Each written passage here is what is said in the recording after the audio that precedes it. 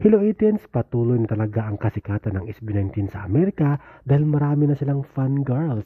Ito nga ang isang vlogger na si Paige Pop kung saan pwedeng P-pop o Pinoy Pop or ang kanilang pangalan ay Paige Pop. Ang babaeng ito ay fan na fan ng SB19.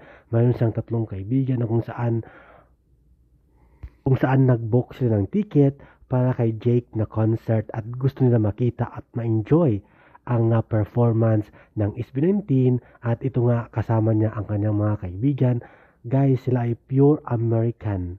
Pure American na humaling at hook na hook sa SB19 lalo na sa kanilang mga kanta like Gento, I Want You, Crimson at talaga namang enjoy sila habang nag-perform ang SB19 sa Boston.